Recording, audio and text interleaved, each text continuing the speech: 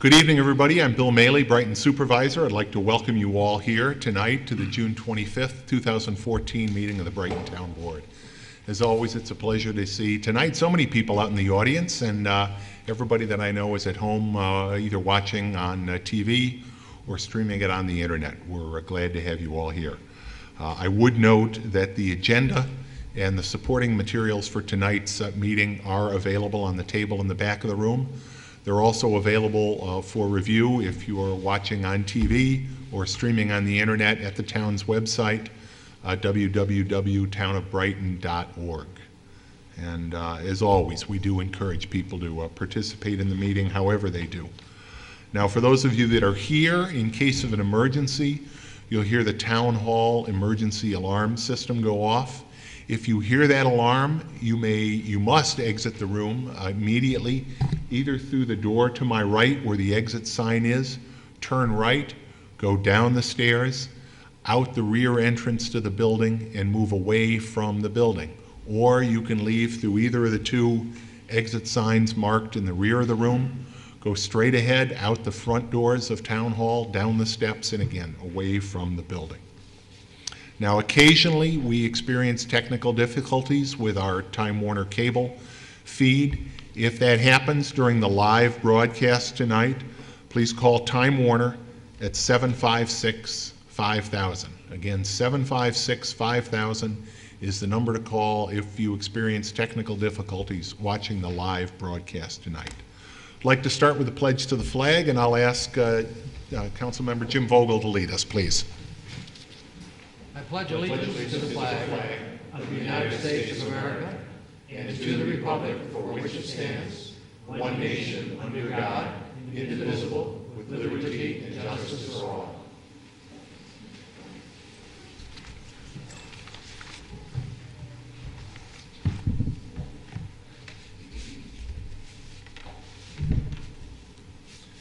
As we often do tonight, we're going to start with a presentation.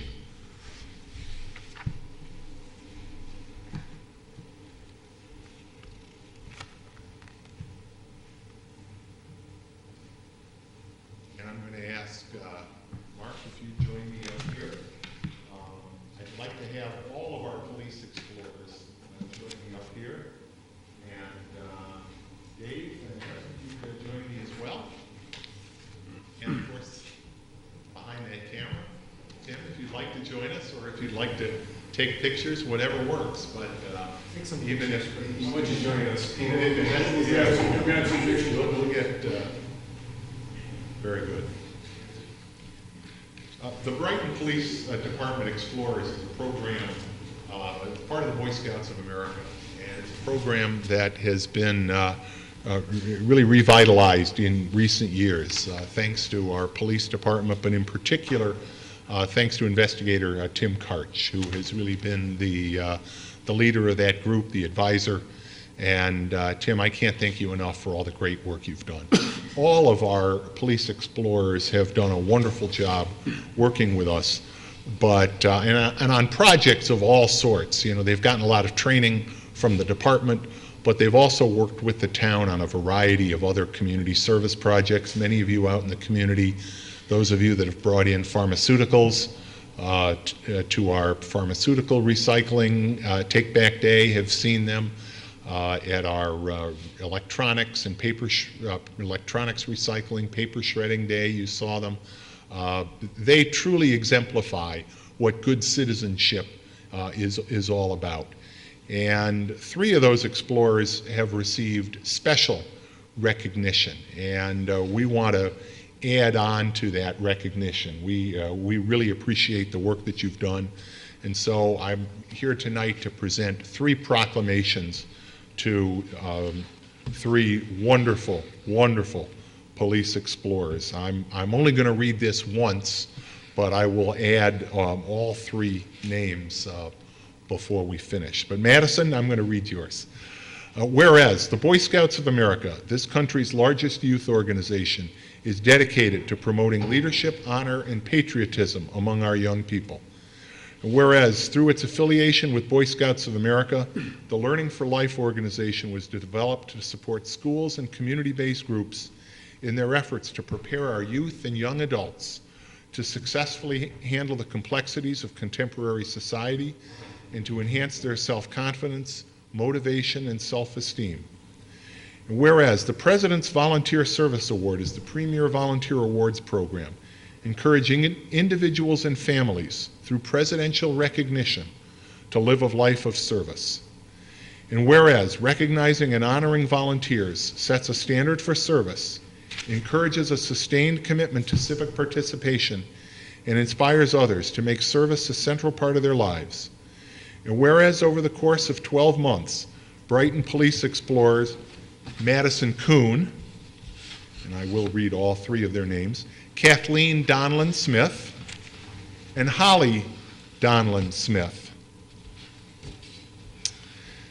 have each proven to be an outstanding representative of youth volunteerism. Now, therefore, I, on behalf of myself, members of the Brighton Town Council, and the entire town of Brighton, I congratulate Madison and Holly and Kathleen for your accomplishment of being selected as recipients of the very prestigious President's Award for Volunteer Service. I thank you for your valuable contributions made through your service to our community and wish you every success in your pursuit of all your life and career goals. And these three proclamations are signed this 25th day of June, 2014, by myself and by all of the members of the town board. And I want to congratulate and thank each of you for the work that you've done. Madison has received the Bronze President's Service Award. Holly has received the Silver Award, as has Kathleen. So I'd like to give these to each of you. Madison.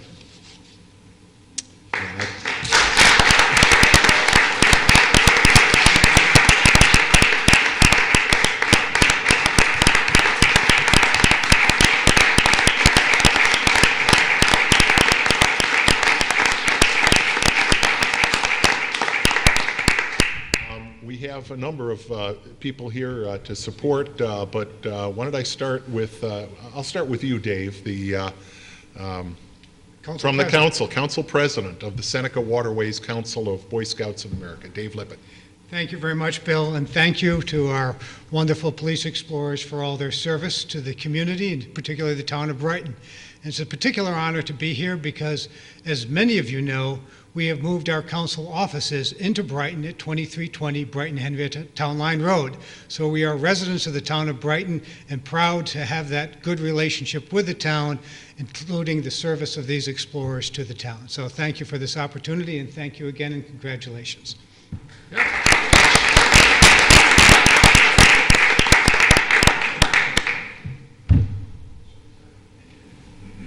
I just want to thank the town of Brighton for actually having one of the premier police exploring programs in all of our council. The work that these young people do is exemplary. We have a number of police explorers in this program that started from a very small program, thanks in large part to Investigator Karch. So I want to thank you. Great program the town of Brighton has because of this police department. So thank you all. I appreciate all of your efforts to make this program what it is. Eric, why don't you tell everybody who you are? Oh, sorry. Well, I suppose that's fair. My name is Eric Israel. I am the Exploring Executive. I oversee all of the exploring program in the area. Great, good.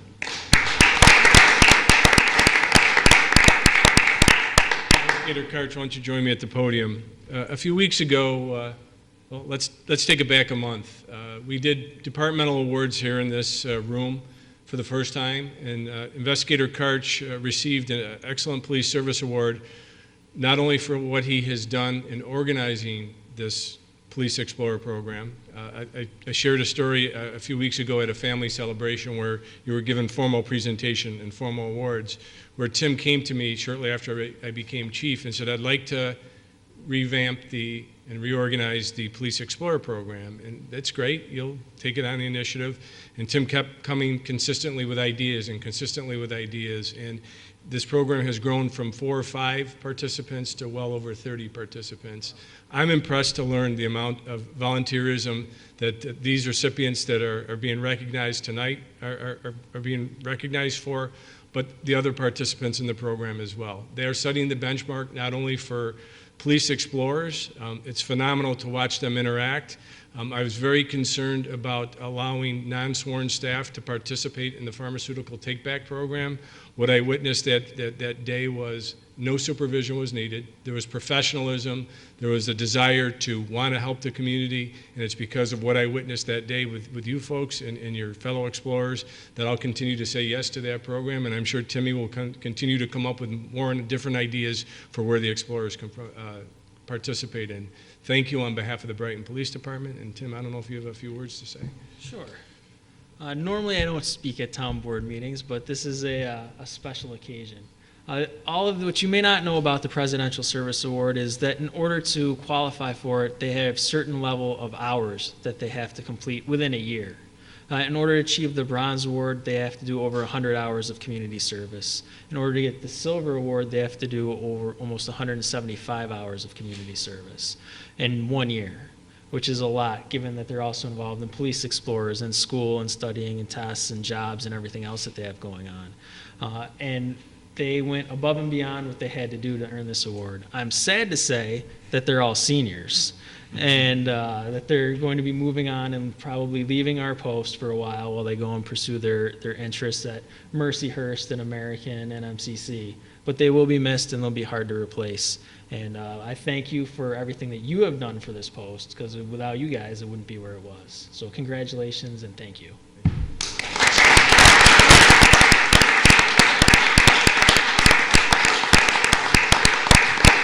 Thank you very much, and we wish you all well as you go on to college. Thank you for everything you've done. And I know, Dan, did you want to? Yeah, just Louise, Councilmember Novros wasn't able to be here tonight, and she felt really bad because you've all helped at some of the things, and she just asked that, take a moment and pass on her, personal thanks for all the work you've done on the different events that she has championed in town. And again, she wanted to give all her congratulations to you as well. Thanks, Dan.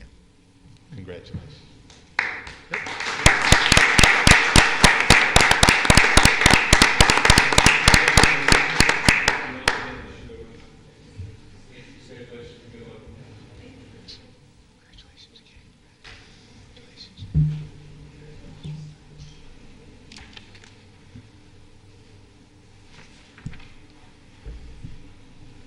Since we're talking about seniors, I know we have at least one other senior from Brighton High School in the room today, but I want to congratulate all of our Brighton High School seniors who graduated last night.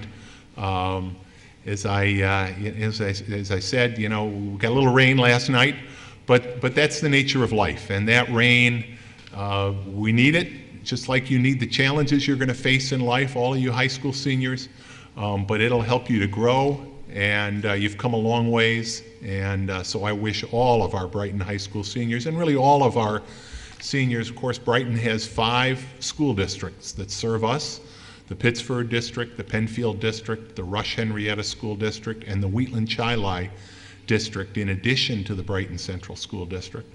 And plus, I want to congratulate students that are graduating from our various private high schools here in Brighton. So all the best to everybody as you move on to a next great phase of your life. We will now continue with the open forum portion of our meeting. As we deal with matters affecting the town, we invite residents or non-residents to come speak to the town board on any matter, whether it's a matter that's on our agenda this evening or not. If you're at home and you have a question or a comment you'd like to share with us, you can call in. The phone number is 303-3060. That's 303-3060. An operator will answer to take your question or your comment and pass them on to the board. If you are deaf or hearing impaired, we have a TDD line that you can use to phone in your questions or comments, and that TDD line is 784-5205. Again, TDD 784-5205. As I said, anyone may speak about any matter, whether it's on the agenda or not. I will recognize members of the audience wishing to speak. When you're recognized, please come to the podium. If you would, please give your name and address. Please direct your comments to the board and not to other members of the audience. Please be courteous, as people always are. I appreciate that. And please try to keep your comments as concise as possible. If you have something in writing, you can provide it to Dan, Town Clerk Dan Amon, and he'll make sure it's included as part of the record. So now we'll begin the open forum portion of the meeting. Is there anyone that would like to address the town board during the open forum portion of the meeting? Yes, sir. Come on up.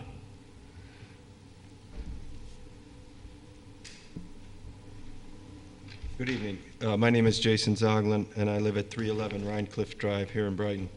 I have a few items, and probably the biggest one here in my notes is something we came as a neighborhood, or at least our street, over 2 years ago, I think, which was the problem of abandoned houses.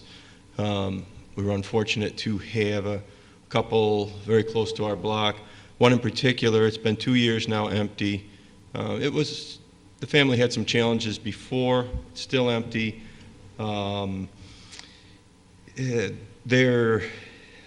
We've been trying to keep track a little bit online. My wife is better at that than I. Situation. As best we can tell, there's about $120,000 owed on the house. The most recent mortgage was in '97. And seems to be held by United Companies Lending Corporation. I suppose that's somewhere in Papua New Guinea. I'm not sure. We know how the mortgage thing has happened, and it's a little bit of a detective work to try to find out.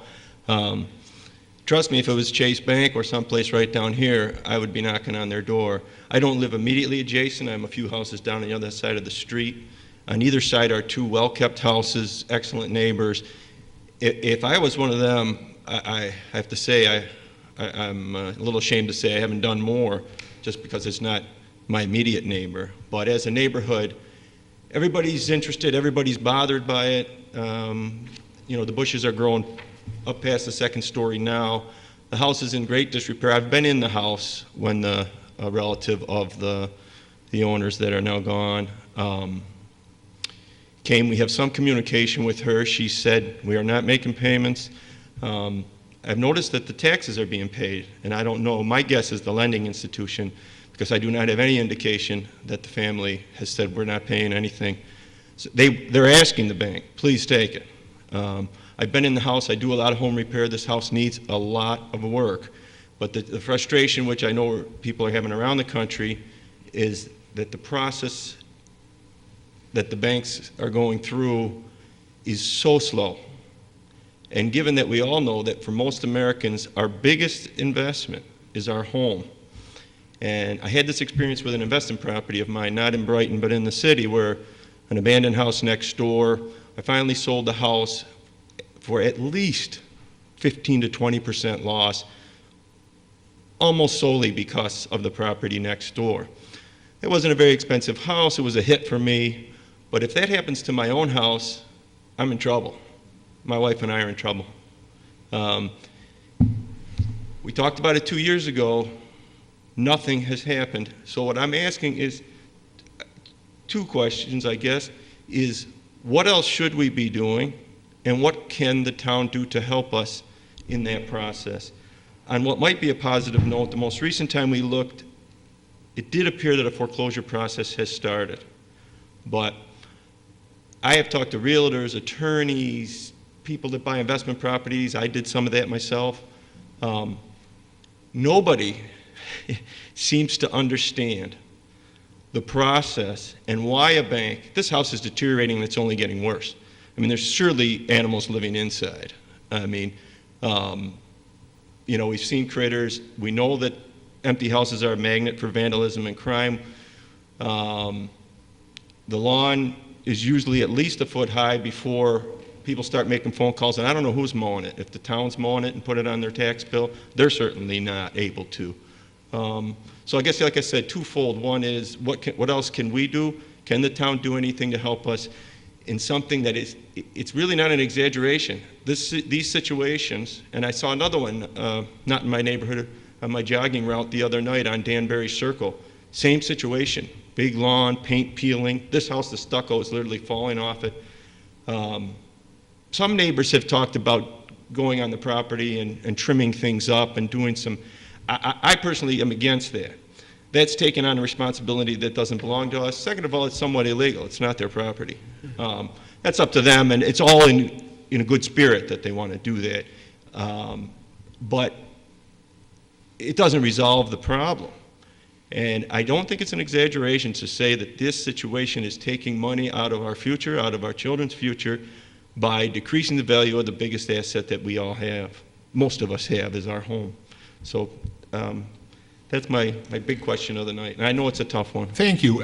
It is a tough one, and I want to answer it in a couple of parts. I am familiar with the house. I'm familiar with the personal family history, and it's an unfortunate history that led them to the situation they're in. The town has been involved with that house and other houses that are in similar situation. I can tell you that, speaking most recently earlier this week with Chris Roth, who is on our staff and is responsible for building inspection, code enforcement matters. We have not, as of this year yet, had to put mowing of any property on the tax roll. We have gotten management firms or family members or the like to mow, and that's the reason you do see the grass periodically getting mowed. It is through Chris's intervention that that's happening. This is not a unique problem, as you know. The Danbury house I'm also familiar with. Same situation, and Chris is working on having that lawn mowed as well. It's part of a bigger issue.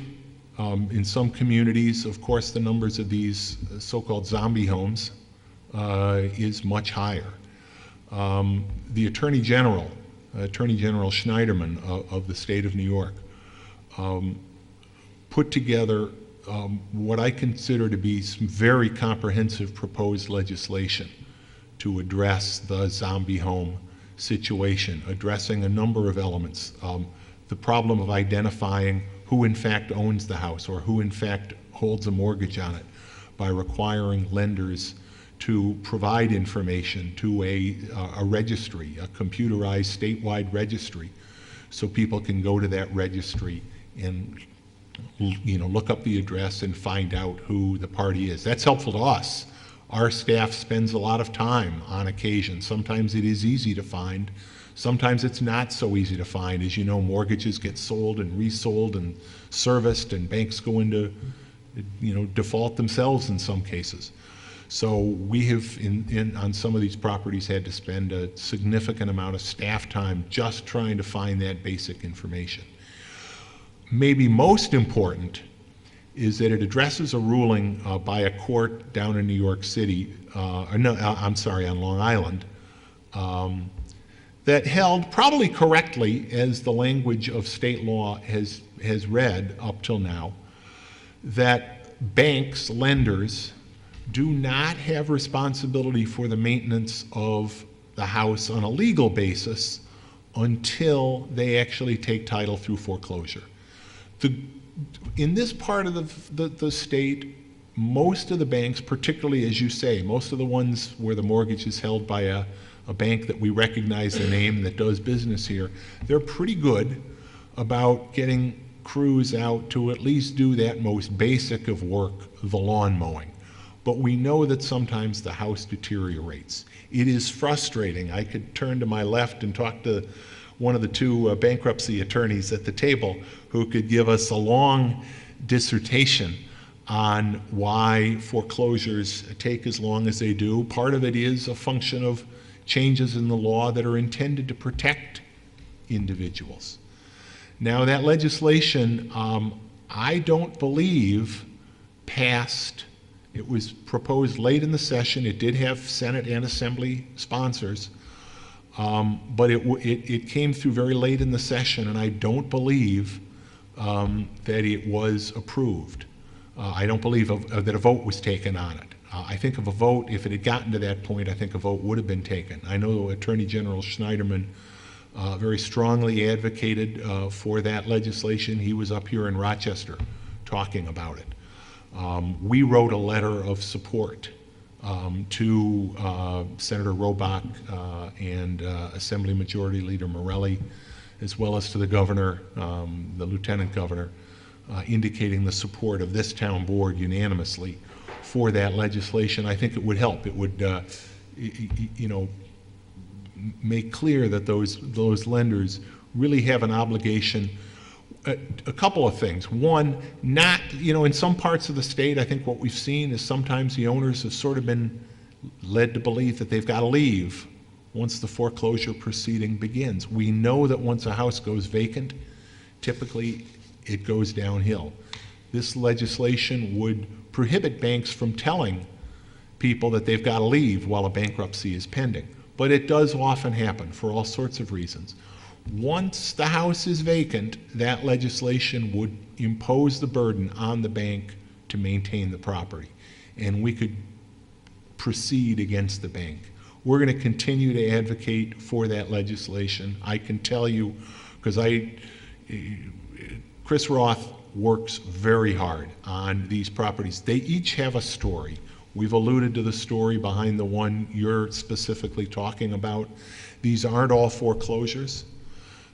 Sometimes there are situations that arise from a death in the family, from old age, from a divorce, any number of stories. And Chris has been very sensitive to trying to determine the story, trying to reach out to owners or to family members or to lending institutions, whatever it takes, whatever the right point of contact is, to try at the very least to get some of these cosmetic issues like the lawn.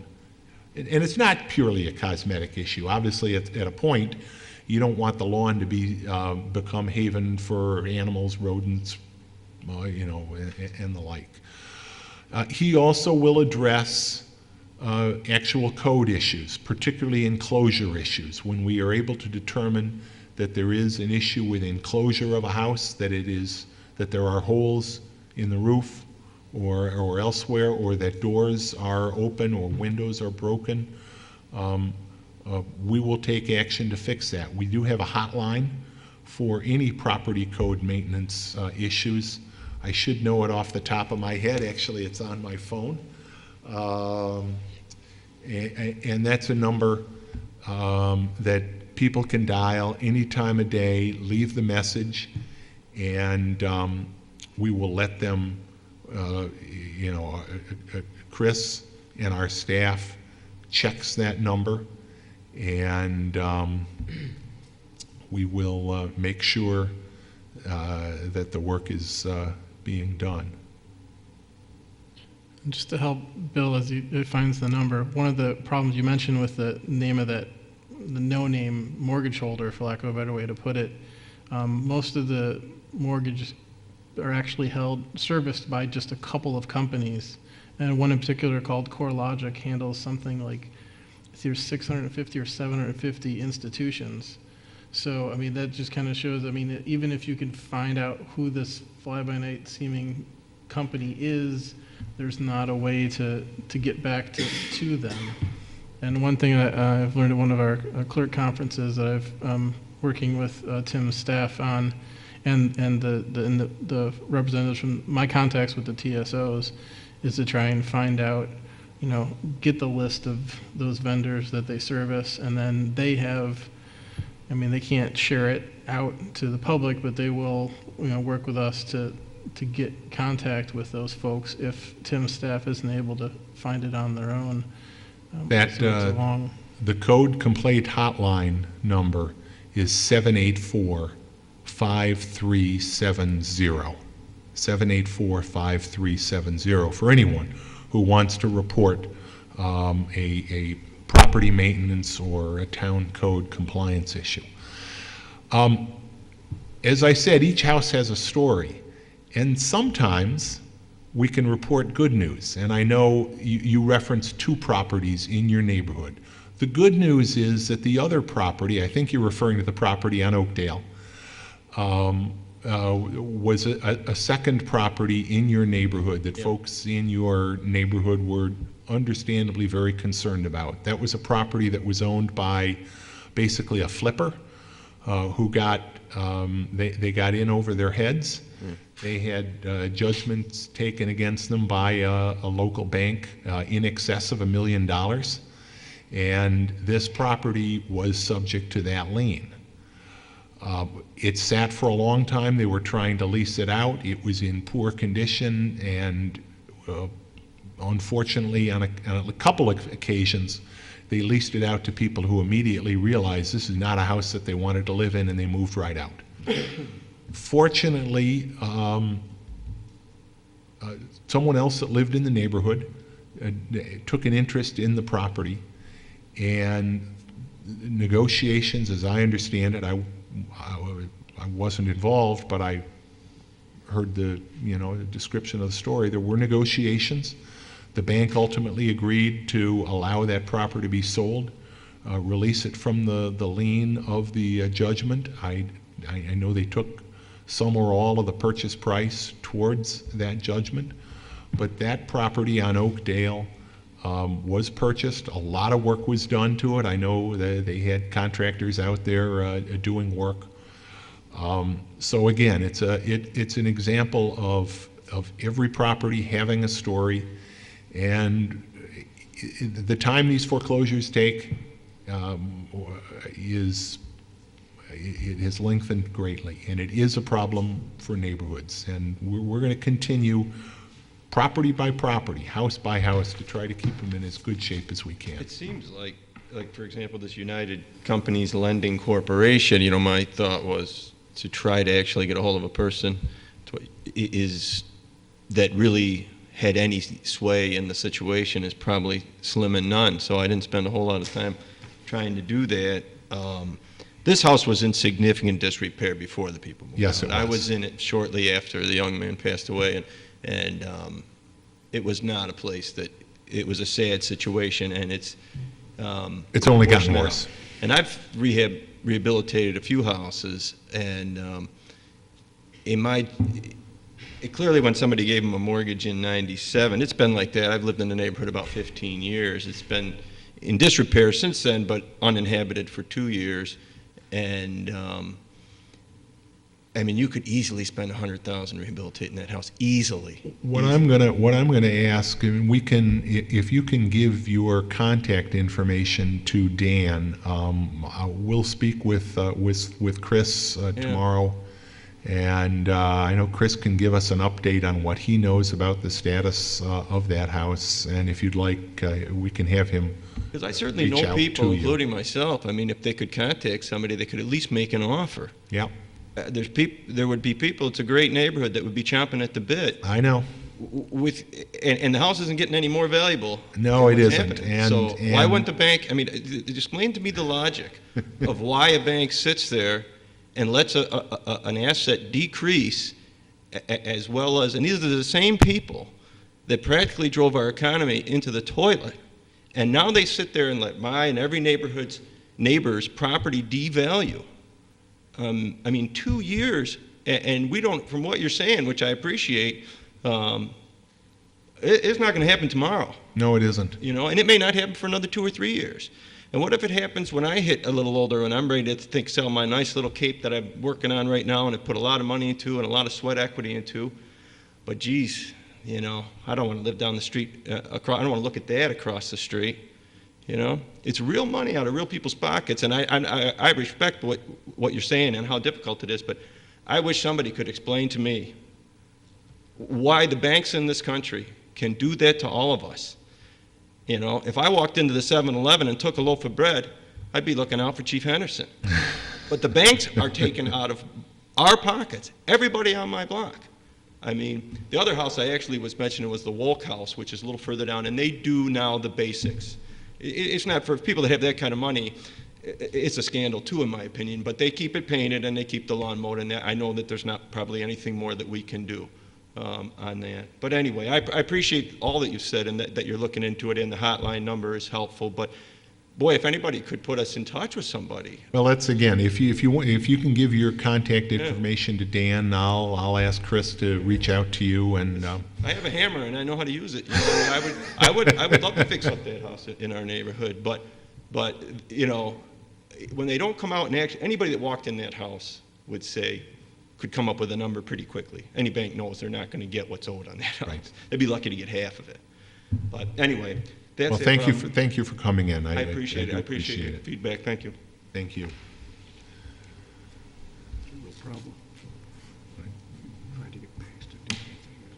Is there anyone else that would like to address the board during our open forum? Then if not, let's continue with the agenda. Can I have a motion to approve the agenda? I would note that, and I didn't do this earlier, the town board did go into executive session at 6:30 tonight. The agenda indicates we discussed the employment of a particular person in real property tax litigation. We also discussed the litigation relating to the West Brighton Fire Department. We came out of executive session at 7 o'clock. And with that one minor amendment, can I have a motion to approve the agenda? So moved. Second. Discussion? The clerk is out of the room, but I will call the roll. Councilmember Vogel? Aye. Councilmember Warner? Aye. Councilmember DePonzio? Aye. Supervisor Mailey, aye. We have a motion to approve and file town board meeting minutes. Can I have a motion, please? So moved. Second. Discussion on that? Dan, please call the roll. Councilmember Vogel? Aye. Councilmember DePonzio? Aye. Councilmember Werner? Aye. Supervisor Mealy? Aye, you may be obsolete. We were able to actually call a roll call without you. I got World Cup games tomorrow, so see ya. We have no public hearings tonight. Can I have a motion to receive and file communications? So moved. Second.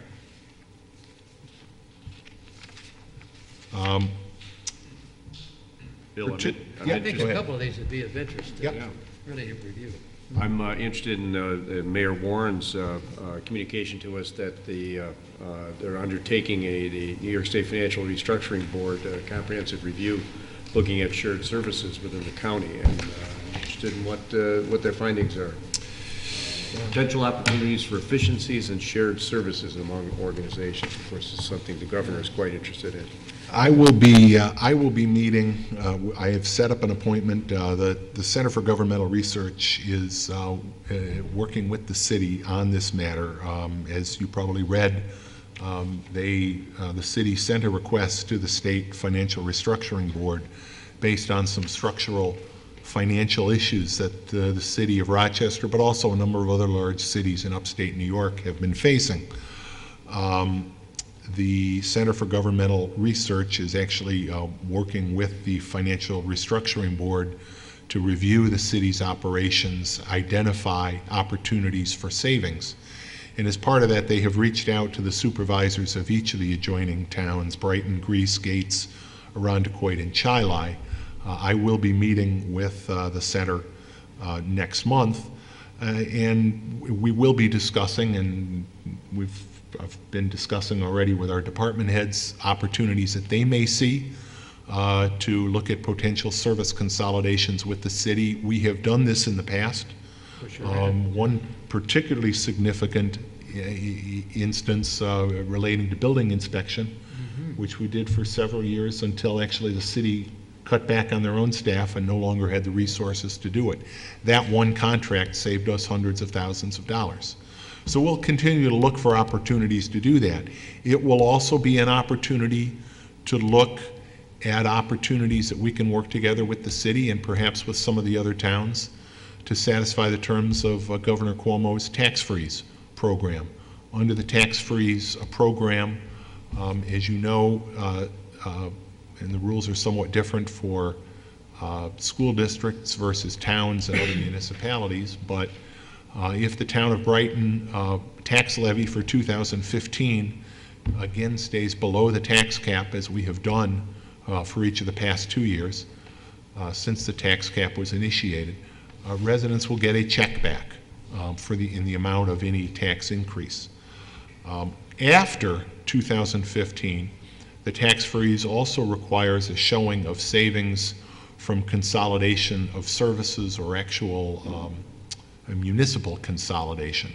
So the other part of this process that the city's going through will be to potentially identify cost savings, service savings that we can take advantage of to qualify under the governor's tax freeze. So I am looking forward to that meeting, and thank you for We've mentioning already that. made an effort. Our most significant one is in the fire district in the West Brighton area, and I think Yes, we've we seen have. substantial savings with And unfortunately, additional potential savings have been blocked by litigation. But I look forward to moving ahead with that and ultimately, finalizing some savings so that we can rebate to the West Brighton taxpayers, as we have done for each of the past 2 years, $200,000 a year for each of the past 2 budgets. But we're looking to rebate additional significant savings to the taxpayers of West Brighton, and we will do that. We will do that once this litigation is completed. Bill, I think the fourth communications, though, also of interest. This is where an application by the Brighton Central School District for a restoration of 200 linear feet, or linear foot, section of Buckland Creek around 12 Corners Middle School. I think this is really in keeping with the whole, rescaping of Monroe Avenue. And I think it's Is this very a interesting. rescaping of what was done, was it last year, year before? This is some additional, This is or more. further additional, extension of that. extension of that. Yes, that's great. But it does relate to our Monroe Avenue GIGP project. And we will be starting actually on the school property. We hope shortly after the 4th of July. Doing the first stages of our green infrastructure project on Monroe Avenue. It's a very exciting project. As we've said, more than once, it's a stormwater project, but some of those stormwater improvements, and in particular the planting of natural grasses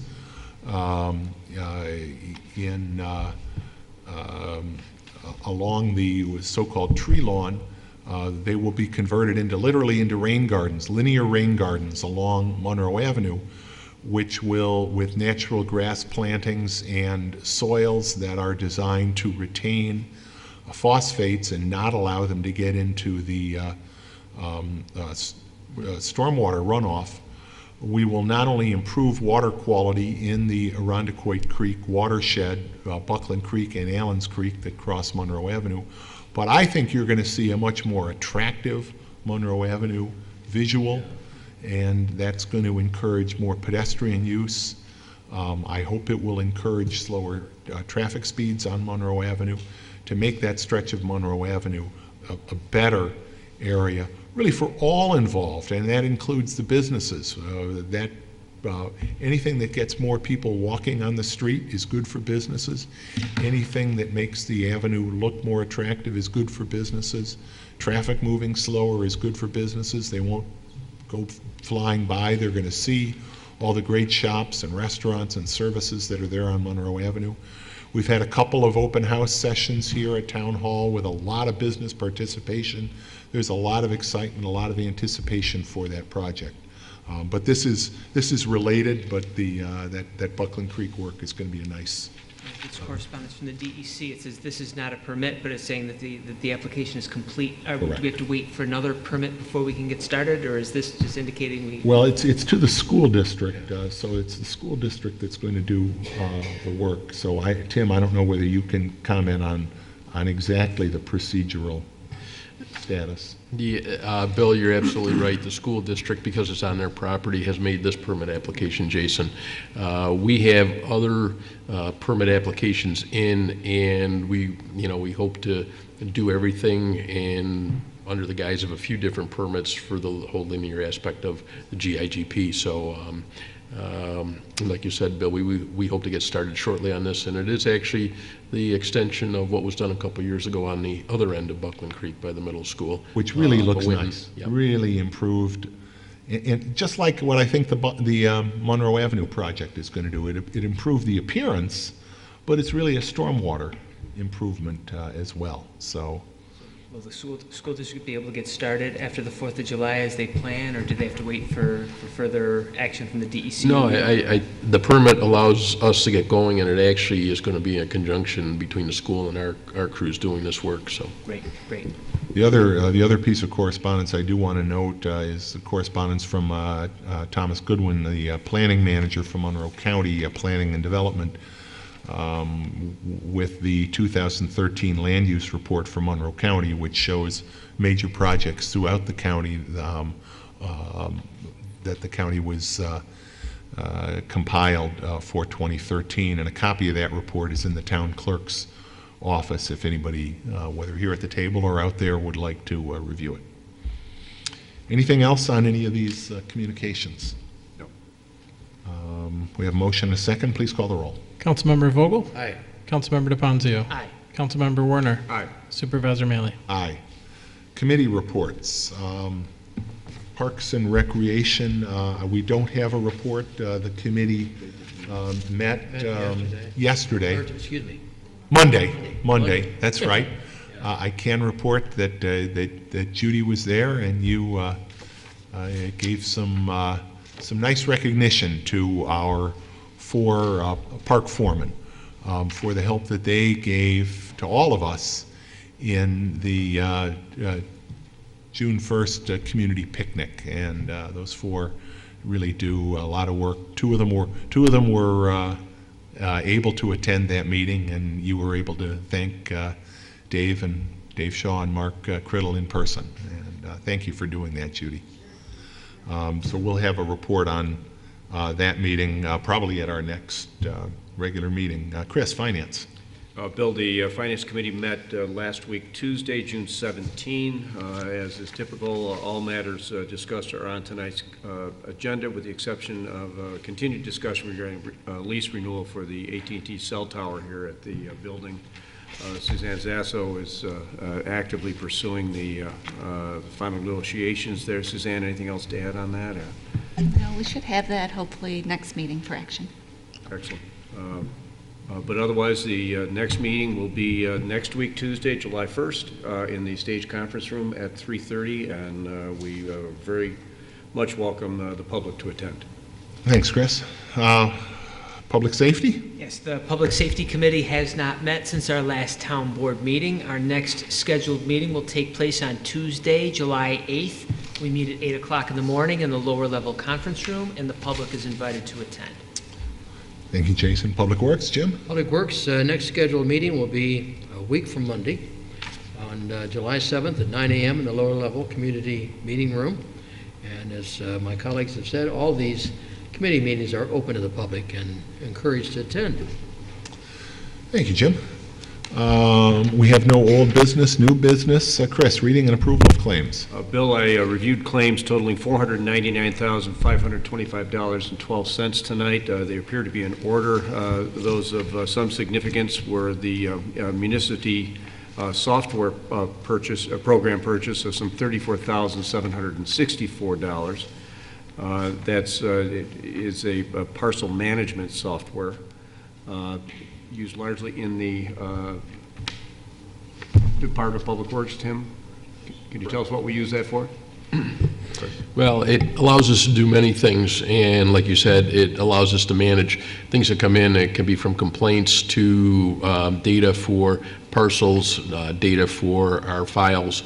It's a very good comprehensive e-file as far as data collection, data management goes. Great. And also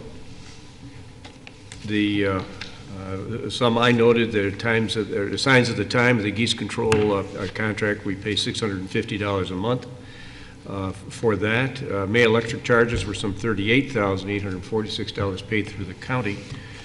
We had a party bubble machine for $47.26 through the rec department. And that was at the community picnic, and again, that was an item that is reimbursed as part of the support that we received from, I can't remember if that was from Kiwanis or from Brighton Neighbors United, but the bubble machine. There was a party bubble machine. It was Yes, I think it was. But another item of significance, I think, in the Public Works Department was the payment of some $6,318 for a brand-new backhoe, which was part of a very favorable trade that the department found for a backhoe. It was a $95,000 unit. We traded in a recent backhoe and only had to pay $6,000 in the trade for a brand-new machine. So I think it's excellent camel trading there by Camel trading. But with that, though, Bill, I find the claims to be in order, and I move that they be approved for payment. Second.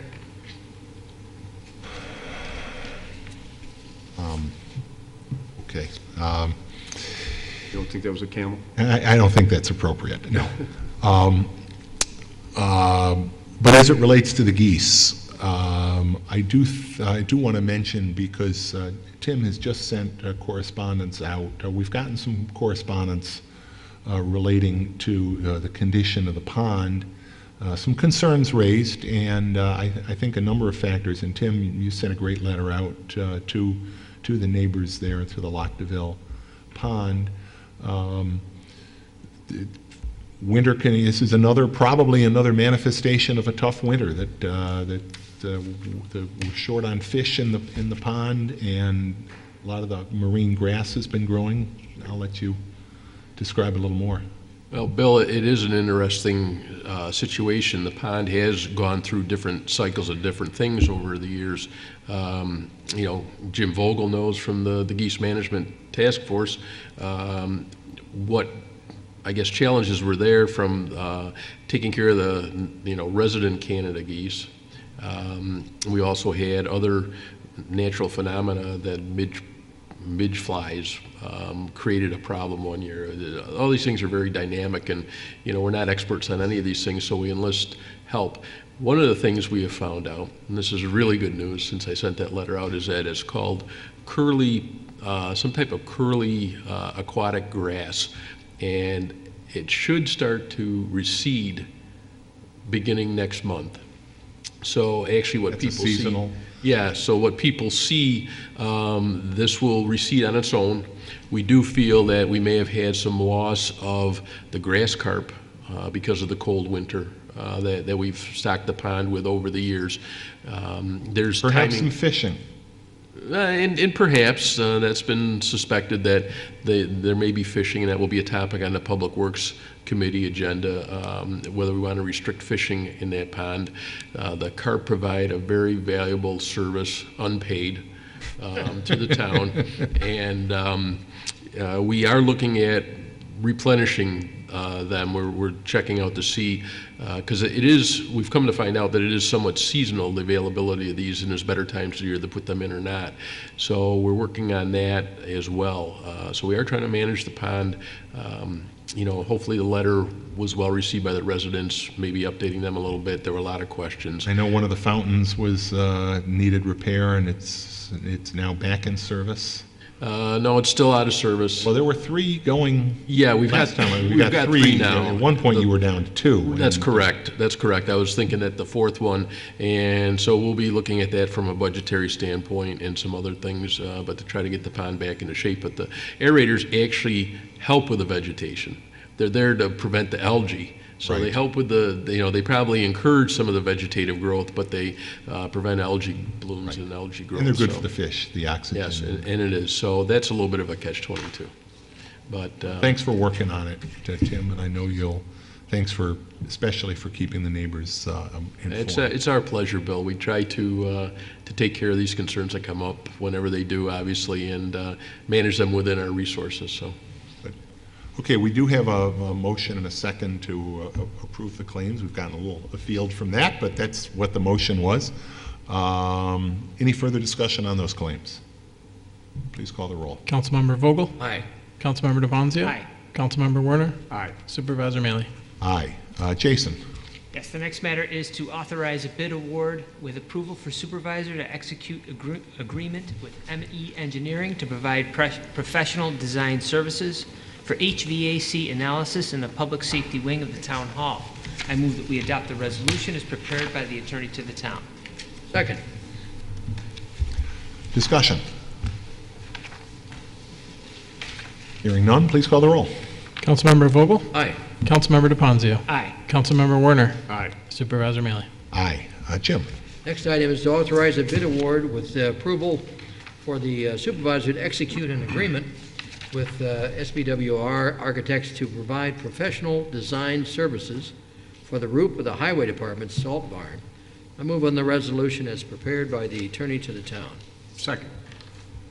The members of the town board and our budget review task force had an opportunity to take a look at this project up close and personal on a tour of some of our town facilities that we took last week. Thank you, Tim, and thanks to everybody that made that trip such a success. Mike and Tim Anderson, Matt Beeman, all were involved, and Andrew Robinson, budget director. Thank you, Suzanne. It was, I know, very valuable for our budget review task force members to get to see, their first look down the hole of a pump station. So, among other things. So, thank you for that. But this salt barn roof, and those are, it's a building that's it really stands under very tough conditions, piled halfway up to the ceiling with salt. So, okay, we have motion and a second. Anything further? Please call the roll. Councilmember Vogel? Aye. Councilmember DePonzio? Aye. Councilmember Werner? Aye. Supervisor Mealy? Aye. Chris. Bill, the next item was discussed at the FAST meeting, and I moved that we adopt to set a public hearing to consider the proposed local law number 3, which is the 2014 best value pricing local law in accordance with the resolution as prepared by the attorney for the town. Second. Okay. One modification, though, is I believe the resolution refers to it as the value pricing local law, and it should be the best value pricing law. Correct. Yep. And with that amendment, I move that we approve the resolution. I accept the amendment. Ken, do you want to, I know you discussed this earlier, but if you just want to speak briefly to it? Sure. Just to set It's the a public mechanism that is allowed under state law for the local municipality to put another tool in its toolkit to get the best price possible and the best value for the goods that are being purchased by the town, to take into consideration factors other than purely what the cost up front of a particular good might be. So taking into consideration long-term costs, fuel costs, maintenance costs, et cetera. So it's valuable to, I think, the town to have this option. It's not changing what we are doing, it's simply adding to what we can do in the future. Good, thank you. We have a motion and a second. Dan, please call the roll. Councilmember Vogel? Aye. Councilmember Novros? Doug? Again, when people aren't here, kick into auto mode. Councilmember DePonzio? Aye. Councilmember Werner? Aye. Supervisor Mealy? Aye. I managed to get through one roll call without.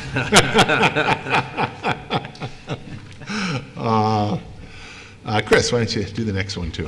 Another matter discussed at FAST was the business online banking agreement that's been proposed. I move that we authorize the supervisor to execute that agreement, a fax wire agreement, and all related documents with First Niagara Bank to allow for online banking services for the town council and finance department.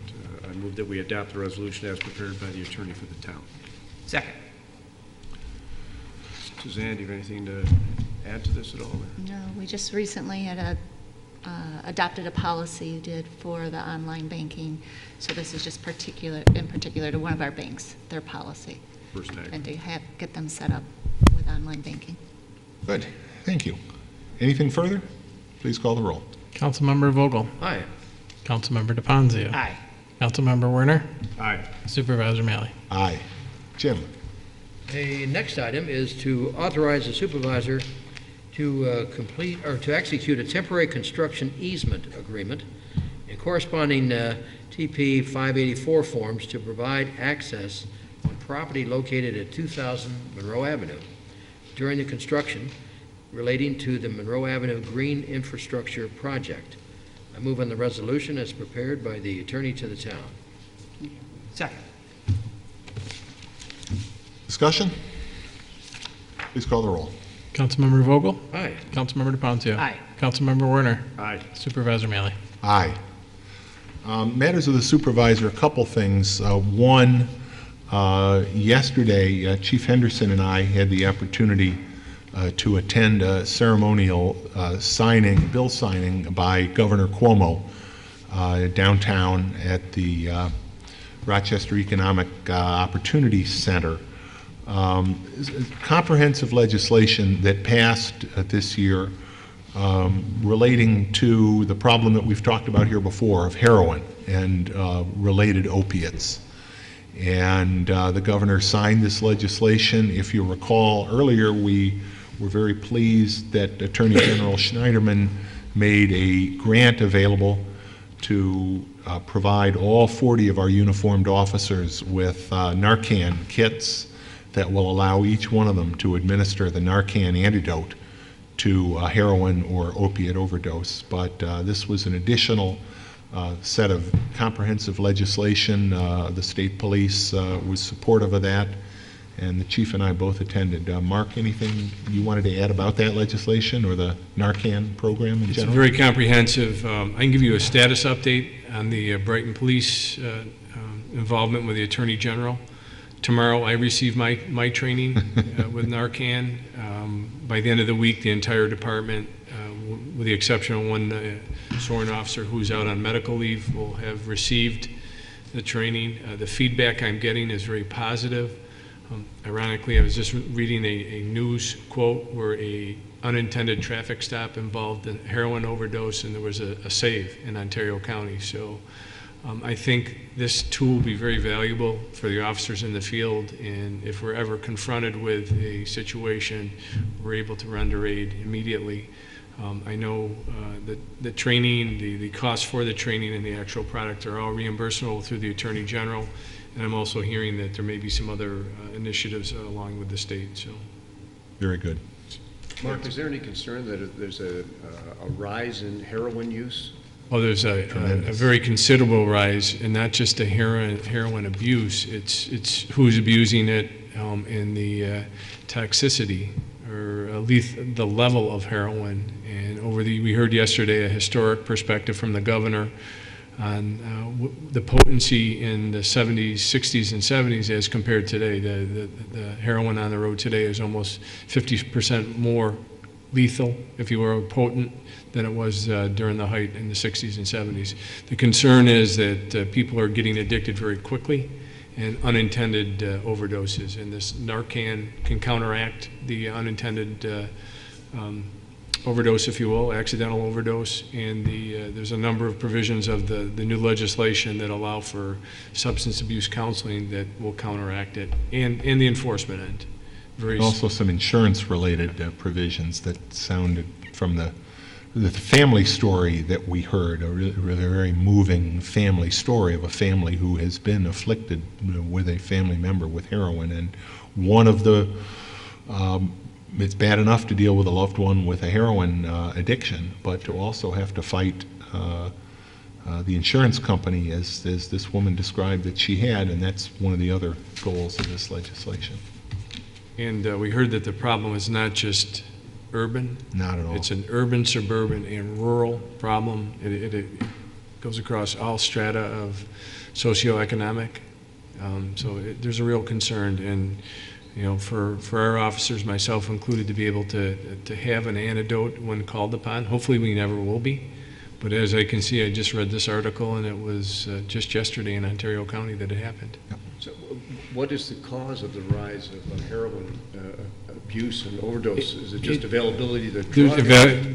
The price, first and foremost, it's cheap. There's increased enforcement in opiate pills, which used to be Oxy, the go-to. You could get it very easily by going to different doctors, and the supply was much greater. There's now increased enforcement on prescription drug and drug abuse, and that has caused what I've heard yesterday, and I'm reading in some of the journals that I read, is that because there's such a heavy push on pharmaceutical programs, such as our pharmaceutical take-back program, that it's gone to the street and heroin, and the potency, and it's cut with a counter that we heard yesterday that they talked about. And it's a concern because the addiction level gets a lot quicker with the heroin than it was with the pills, or so we're told. Thanks. Thanks for the education. On a much happier note, the 4th of July is coming up, and as always, the 4th of July in Brighton is a tradition. We've added some things this year, and I think it's going to be a great day for families of all ages. In the morning, we will have activities in the 12 Corners area. We'll have the annual Brighton Chamber of Commerce 5K race starting at 8 o'clock, managed by Fleet Feet. Every year we keep getting closer and closer to that magic 1,000 number of runners, and we'll see how many we can get this year. New this year, or returning this year, I should say, is the pancake breakfast, which will be done in the cafeteria at the high school. Thank you to the high school. Thank you to the school district for working with us on that. Tickets will be $7 for adults, but if you are wearing a race bib, your number, you'll get $2 off. And seniors and children's price is only $5. So that's going to run from 8 in the morning until 11 in the morning in the high school cafeteria. Come on by and have some pancakes. At 10:30 that morning, the Brighton Chamber of Commerce will be presenting its annual Memorial Award. This year that award is going to Max Farish, recognizing all the work that Mr. Farish did during his lifetime, and that his name will be added to the memorial stone that's in the 12 Corners Park. That ceremony will be at 10:30 Friday morning, July 4th. From there, our activities move out to Meridian Center Park. And starting at 2 o'clock, when the rides and the games and the food, and yes, this year there will be fried dough and ice cream. The vendor who promised those last year failed to deliver. We will have them this year. But we have music starting at 2:30. We have acts that will be playing on the stage very close to the main tent. So if you come out and you're having some food, you want to get out of the shade, the music will be right there. You can hear it. As we've done the past 2 years, we've again got an all-you-can-ride wristband program. That wristband is good between 2 and 7 p.m. Ride all the rides for $15. Ride as long as you want. So that's a great deal. Parents and grandparents, bring the kids out, let them ride. You can get a little fried dough or something, sit under the tent and listen to some great music. At 8 o'clock, the Sky Coasters, always the hit of the 4th of July, will be performing on the main stage. I do want to encourage people to get there before 8 because parking really starts to fill up. So get there before 8, enjoy some of the earlier acts, maybe ride some rides. But at 8 o'clock, the Sky Coasters begin. They will play for about an hour and a half. And then at dusk, probably around 10 minutes to 10, the fireworks display. And it'll be a big one this year. So it's a full day.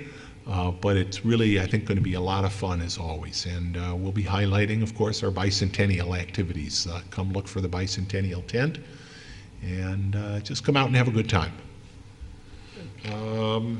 Matters of the attorney to the town, anything? No. Town clerk, Dan. I have nothing. Matters of the board. Okay. Certainly wish our colleague Jason DePonzio a very happy birthday. But yesterday. So we have to wait another 364 days before it's official. And we also want to thank our cable TV staff and internet streaming staff that makes it possible that we're out there so that everybody can watch us. Does anybody else have anything? Then in that case, can I have a motion to adjourn? So moved. Second.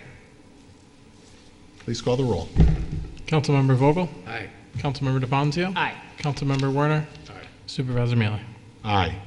Thanks for watching. Thanks for being here. Have a good evening, and we'll see you again at our next town board meeting on July 9th, right here at 7 p.m. Have a good night.